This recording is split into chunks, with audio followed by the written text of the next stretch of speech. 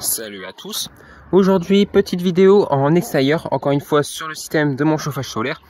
Par contre, je tiens à m'excuser comme d'habitude pour tout ce qui peut être potentiellement bruit de véhicules, de voitures, de camions, etc. qui pourrait y avoir durant cette vidéo. J'habite à côté d'une route très passante, donc excusez-moi d'avance. Donc sinon, ici j'ai l'installation du chauffage solaire pour ma piscine. Deux serpentins de 50 mètres chacun, donc 100 mètres au total. Bien entendu, je ne présente plus l'installation intégralement. J'ai fait suffisamment de vidéos à ce sujet. Je vous mettrai la playlist chauffage solaire en fiche avec le petit i.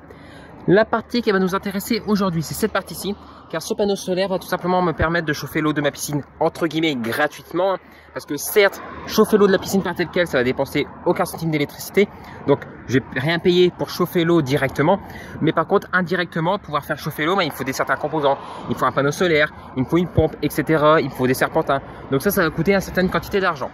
Au niveau du budget de l'installation, parce que je pense quand même que c'est intéressant d'en parler.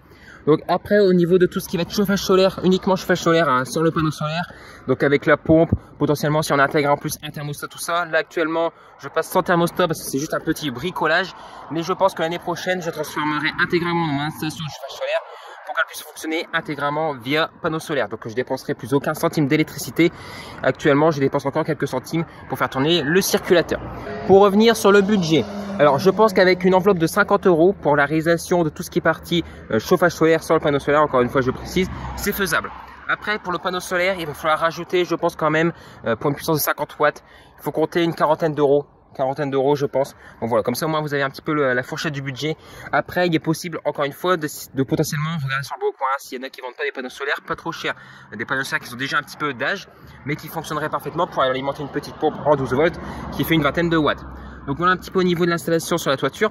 Donc le panneau solaire lui alimente actuellement ce convertisseur buck ici présent. Donc encore une fois c'est de l'installation provisoire, donc c'est pour ça que c'est un petit peu n'importe quoi au niveau câblage, mais voilà, c'est juste pour vous faire une petite démonstration. Ensuite ce convertisseur buck me permet tout simplement d'abaisser la tension qui sort du panneau solaire qui est actuellement de 21 volts. Vous verrez strictement rien sur l'afficheur ici, mais je vous ferai une photo pour vous l'afficher ici dans le coin comme d'habitude. Et ensuite en sortie de ce convertisseur buck, j'ai tout simplement une tension de 13,5 volts. 13,5 volts qui n'est pas choisi au hasard car j'ai une longueur de fil entre le convertisseur jusqu'à la pompe d'environ 8 mètres. Donc j'ai décidé d'augmenter volontairement un petit peu la tension de sortie pour dire de limiter un petit peu les pertes dans le fil.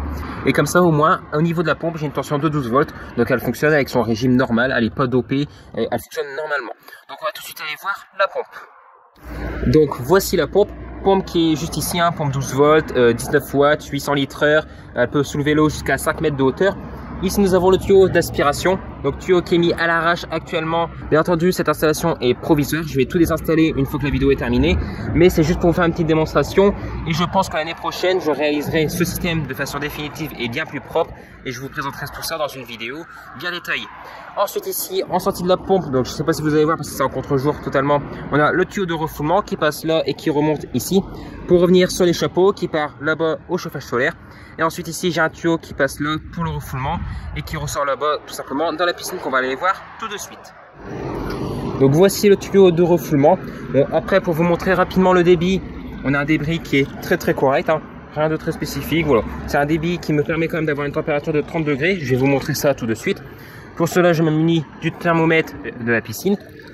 Je vais laisser quelques secondes dessus pour dire que ça ait le temps de chauffer.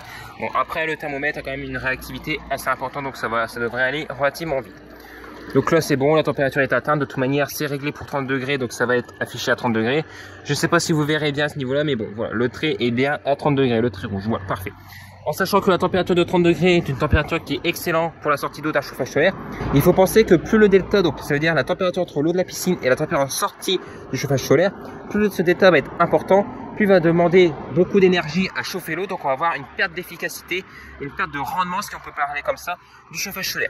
Là avec une température d'eau qui doit être aux alentours de 26-27 degrés en fin de journée, parce que je tourne ça en fin de journée, on a une température de sortie de 30 degrés, on a un delta de 3 à 4 degrés, ce qui est excellent.